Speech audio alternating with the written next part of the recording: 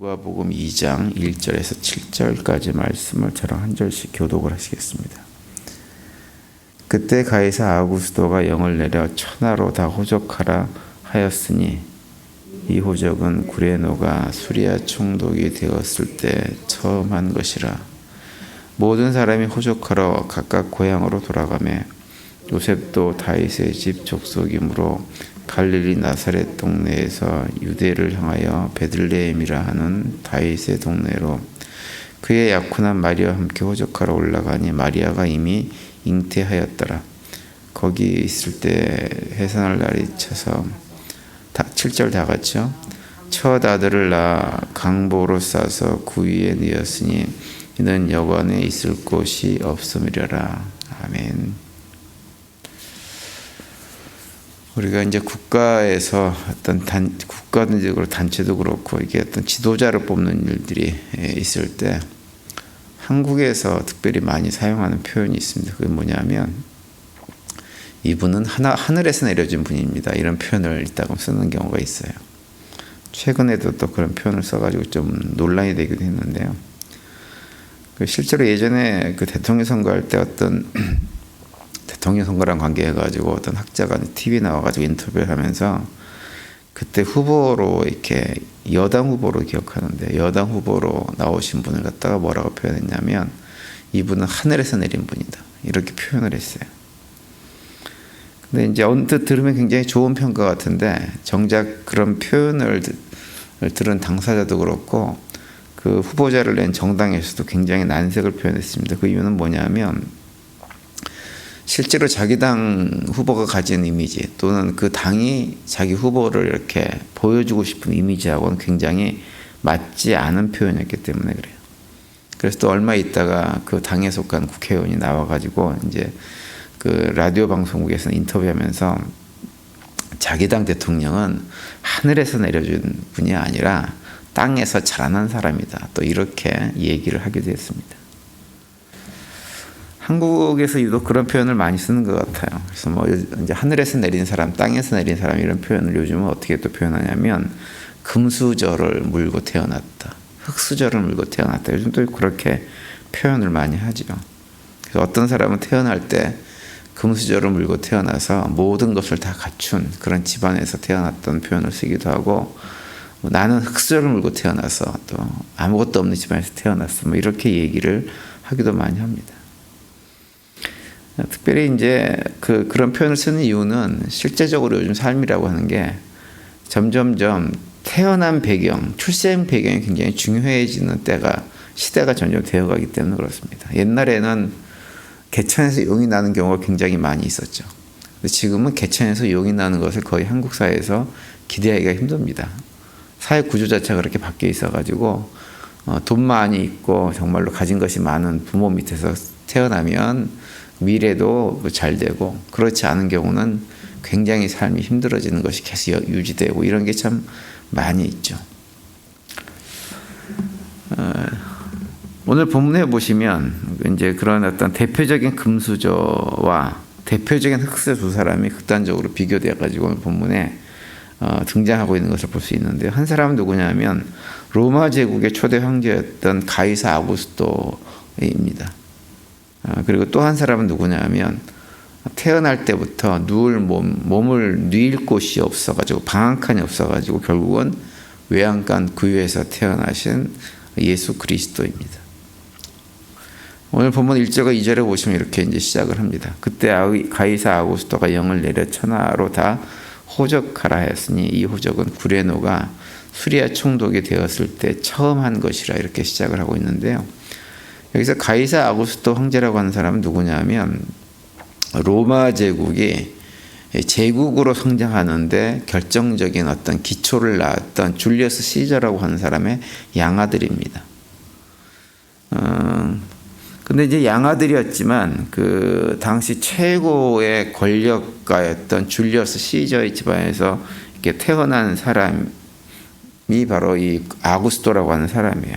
근데 이제 거기서 태어나서 단순하게 그냥 무조건 그 황제가 된 것이 아니고 이제 가이사가 자식이 없으니까는 집안에서 가장 뛰어난 능력을 보인 아이들 중에서 이제 아구스토라고 하는 사람을 양자로 삼아서 가이사가 기초로 쌓아놓은 로마 제국의 초대 황제로 세운 것입니다.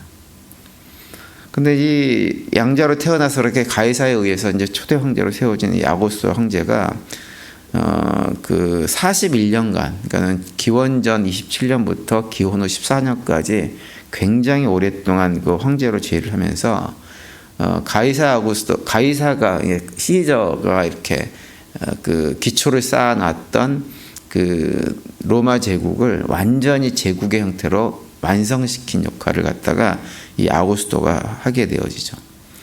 그래서 나중에 이제 자신의 양아버지인 시저와 함께 아구스토라고 하는 이름도 로마 황제를 대표하는, 상징하는, 또 지칭하는 대명사로 이렇게 사용이 될 정도로 아주 중요한 역할을 했던 사람이 아구스토라고 하는 황제입니다.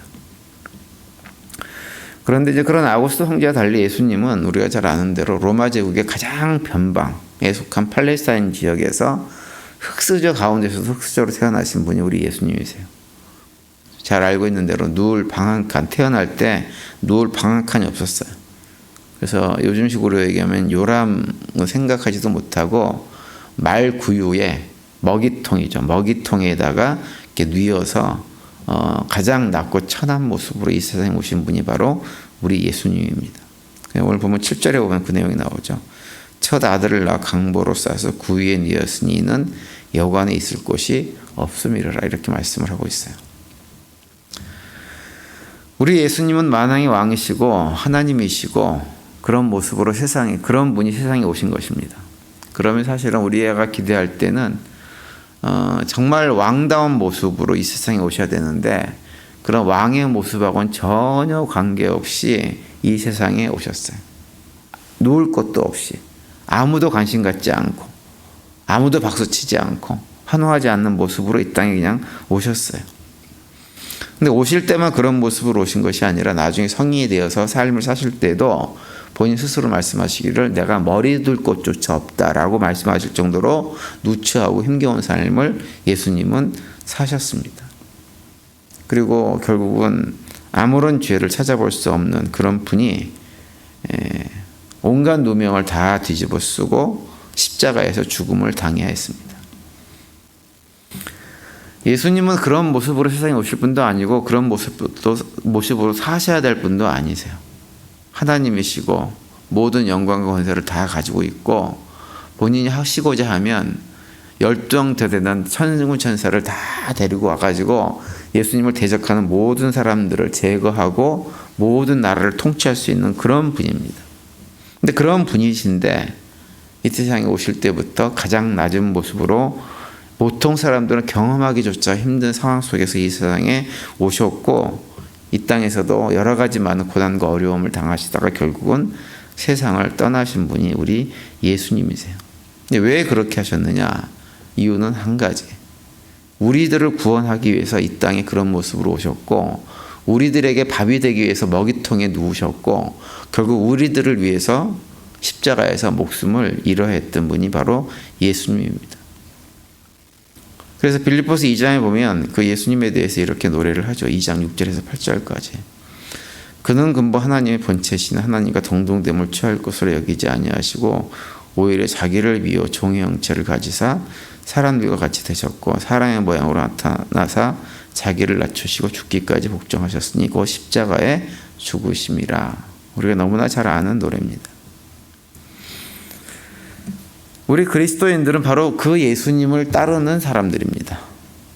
그래서 우리가 정말 진정으로 그리스도인이라고 한다면 그런 예수님을 따라가는 그리스도인이라고 한다면 예수님의 그 길, 그 걸어가신 그 길을 따라가는 것이 지극히 정상적이죠. 그리고 우리가 예수를 믿을 때 그 길을 따라가기로 결박하고 결단한 사람들이 바로 우리들입니다. 그래서 조금 전에 읽었던 빌립보서 그 2장 6절 바로 앞에 5절을 보면 뭐라고 말씀하고 있냐, 뭐라고 시작을 하고 있냐면 너희는 이 마음을 품으라 이렇게 말씀하세요. 어떠한 마음이에요? 높고 높은 보좌에 계셨어야 될 예수님께서 낮고 낮은 종의 형체로 이 땅에 오신 하나님과 동등한 분이시만 동등됨을 취하지 않고 낮고 낮으신 그 예수님의 마음을 배우라 이렇게 분명히 우리에게 선포를 하고 있어요. 우리 믿음의 성도들은 아구스도 황제처럼 황제의 자리, 최고의 권력 자리, 많은 사람들이 추앙하고 그 자리에 오르고 싶어하는 그 자리를 추구하는 사람들이 아니에요. 세상에 속한 사람들은 누구나 다 아구스도 황제 같은 그런 자리에 오르려고 안간힘을 위해서 쓰고 살아갑니다. 스스로 흙수저가 아닌 금수저 자리에 앉기를 원하고 자기 자식들이 금수저의 자식으로 태어나기를 간곡히 소망하면서 이 세상을 살아가는 사람들이 세상에 속한 사람들입니다. 그런데 이제 제가 지난 주일날도 말씀을 드렸지만 놀라운 것은 뭐냐면 세상에 속한 사람들만 그런 모습으로 삶을 살아가고 있는 것이 아니라고 하는 거예요. 하나님의 자녀라고 하면서도 예수님의 제자라고 하면서도 우리 스스로도 아구스도 자리에 앉기를 원하는 뭐 그 자리까지는 아니어도 최소한 그 황제 밑에서 일하는 제1인자의 자리에 앉기 위해서 안간힘을 쓰고 살아가는 것이 예수님을 따른다고 고백하는 우리들의 모습입니다. 근데 이게 우리들의만 모습이 아니에요. 예수님과 함께 실제로 동행하면서 예수님 밑에서 말씀을 배우고 훈련을 받던 제자들에게도 그런 모습이 보였다고 하는 거예요. 누가복음 22장에 보면 예수님께서 예루살렘에 입성하신 후에 입성하는 과정 속에서 제자들이 어떤 일을 하면 자기네끼리 막 다툽니다. 왜 다퉜을까요? 예수님께서 왕이 되시면 누가 가장 높은 자리, 예수님 바로 오른편에 앉을 것이냐라고 하는 문제로 다퉜다고 기록하고 있어요. 예수님께서 그 사실을 아시고 제자들에게 하나님 백성들의 삶, 제자들의 삶은 그렇게 세상에서 권세를 잡고 높은 자리에 앉은 사람들의 삶과 같지 않다라고 하시면서 책망을 하시죠. 누가복음 22장 25절과 26절 보면 이렇게 되어 있습니다. 예수께서 이르시되 이방인의 임금들은 그들을 주관하며 그 집권자들은 은인이라 칭함을 받으나 너희는 그렇지 않을지니 너희 중에 큰 자는 젊은 자와 같고 다스리는 자는 섬기는 자와 같을지니라 이렇게 말씀을 합니다. 믿음의 사람들은 공동체 안에서 자기 스스로 어른 행세를 하고 높은 자리에 앉으려고 하는 자들이 아니고 섬기는 종의 자리에 앉아서 섬기는 삶을 추구하는 것이 바로 믿음의 사람들, 예수님의 제자들의 삶이라고 하는 거예요.